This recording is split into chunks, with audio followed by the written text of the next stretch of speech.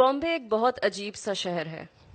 इतनी आबादी के बावजूद यहाँ का अकेलापन यहाँ की ऊंची इमारतों की तरह है, जिन्हें आप देख तो सकते हैं लेकिन छूने के लिए वक्त नहीं।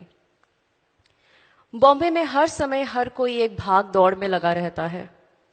लोग कहाँ जा रहे हैं ये किसी को नहीं पता, लेकिन कहीं जा रहे हैं ये हम सबको मालूम है। बॉम्बे आपको रिश्ते भी भुलाने लगता है।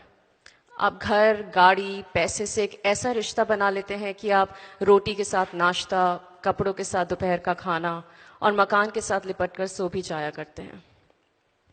एक ऐसी ही भागदौड़ में थी मैं।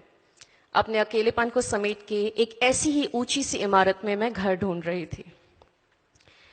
करीबन 1 साल हो गया था मुझे उस बिल्डिंग में रहते रहते, लेकिन टिपिकल बॉम्बे स्टाइल में मैं ये भी नहीं जानती थी कि मेरे पड़ोस में कौन रहता है।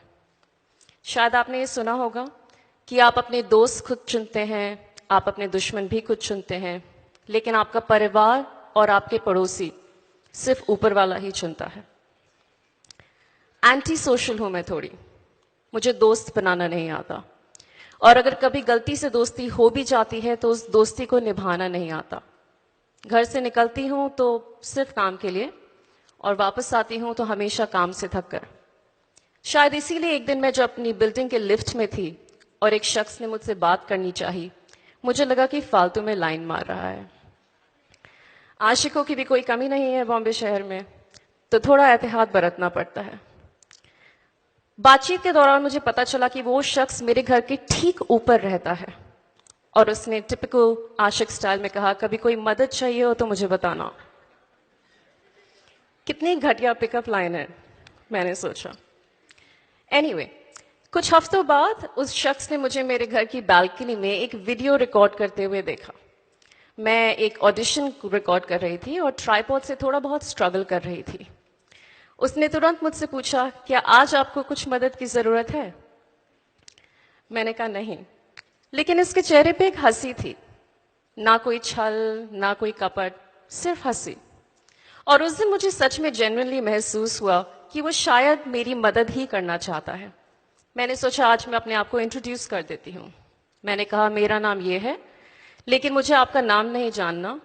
I will always call you ऊपर वाला। और शायद ऊपर वाले ने ही भेजा था उसे। अकेली रहती हूँ मैं इस शहर में, और बीमार बहुत ज्यादा पड़ती हूँ। एक दिन शूट से मैं घर आ रही थी और मुझे लगा कि मुझे बुखार कुछ ज्यादा ही हो रहा है। मैं घर आई, मैंने दवाई ली और मैं सो गई।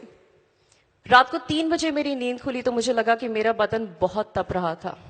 मैंने थर्मोमीटर निकाला, तापमान लिया। It was 105.4 degrees.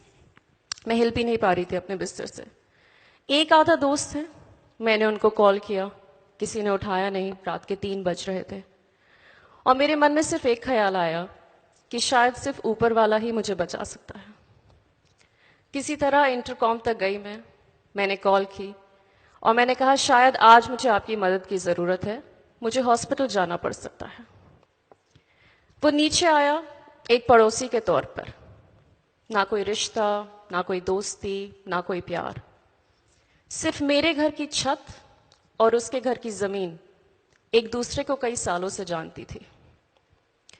अगले कुछ घंटों तक उसने मेरी बहुत सेवा की, निस्वार्थ, निष्पक्ष, निर्मय।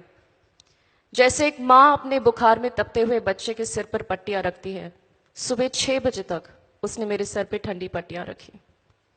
सुबह होने पे हम डॉक्टर के पास गए तो डॉक्टर ने कहा मलेरिया है। कुछ हफ्तों में ठीक हो गई मैं।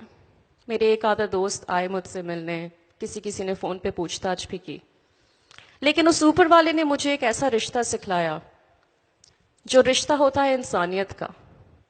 जो दीवारें हमारे घरों के बीच में तो जरूर होती हैं, लेकिन हमारे दिलों के बीच में नहीं।